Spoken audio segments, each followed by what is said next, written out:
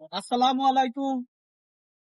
আপনারা দেখরা উন্নয়ন আর উন্নয়ন কৈশোর আহমেদ ভাইয়ের নতুন অবস্থায় যে চমক দেখাইরা আসলে বিগত আওয়ামী লীগ আমল 17 বছর যে গেছে।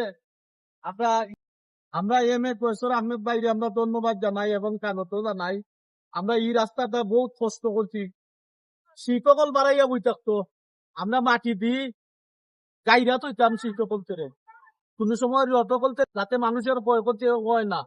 আমরা আর একটা দাবি থাকবো কৈশোর আহমেদ ভাই গেছে আমরা নল্লাউরে রাস্তাটার দায় দূর দাবি জানাইমু আমরা গ্রামবাসী হল। আমরা কৈশোর আহমেদ ভাইয়ে আমরা যাতে দ্রুত এই রাস্তাটার কাজ কইরা দেয়। আমরা এখানে বৈশাখ মাসে প্রচুর পরিমাণ কষ্ট করি, আপনারা তো দেখছো নিবারকু সামান্য পানির কারণে আমরা দান আনতাম পারছি না ও রাস্তাটার কারণে। আমি আমার বিএনপির বন্ধু স্বামী মাহমুদ আছেন, আমার কাছেও আছেন, আমি তারারে কইমু তারা এই রাস্তা যায় একটুটা আপনার যাইগে একটুটা অনুরোধ করতাম কথা কৌটা একটু। ধন্যবাদ। কথার যে বক্তৃতার আছেন আমরা একমত। বিশেষ করে আমরা নলওয়ারের রাস্তাটা দরকার। এই এলাকাবাসী 7, 8, 9 দাবি এটা আমরা এমপি মহোদয় এটা পালন করেন কেন আমার কথা আমরা বন্ধু স্বামী কইবা কিছু।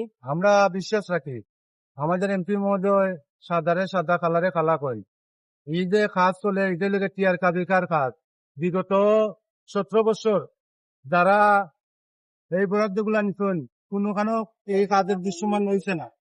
আমার বিশ্বাস আজকে উনি এখন সৎ মানুষ আমাদের এমপি মহোদয়, উনার দিক নির্দেশনায় এখানে কোনো নিয়ম নাই, কোনো দুর্নীতি নাই, কোনো মিথ্যাচারের কোনো সুযোগ নাই। এমপি মহোদয়ের নির্দেশ টিয়ার কাবিকার মাধ্যমে জগন্নাথপুর শান্তিগঞ্জের প্রত্যন্ত অঞ্চলে কাজ চলমান আছে এবং চলমান থাকবে এই আশা প্রত্যাশা রাখছি। বন্ধুগুলো বলে আমাদের কাঙ্ক্ষিত স্বপ্ন যেটা আমাদের হাওড়ের রাস্তা ইতিমধ্যে এমপি মহোদয়ের নলেজ আছে, এটা ইনশাল্লাহ হবে, এই কাজটা হবে। আপনারা সকলে আমাদের এমপি মহোদয় মাননীয় সংসদ সদস্য জনতা জনাব কৈশোর মাহমুদ মহোদয় লাগি দোয়া করবা। এভাবে অতীতে উনার পাশে ছিলেন আপনারা, আগামী দিনেও টাকার প্রত্যাশা রাখি। এই আশাবাদ ব্যক্ত রাখা মাননীয় এমপি মহোদয়ের ধন্যবাদ ও কৃতজ্ঞতা জানিয়ে আমার বক্তব্য শেষ করছি। বাংলাদেশ জিন্দাবাদ। ধন্যবাদ ধন্যবাদ আমার বন্ধুরে। আর ও দেখো তার রাস্তার কাজ কিন্তু খুব সুন্দর এবং ভালো। আমরা সবই কিন্তু এখানে দেখাশোনা করলাম।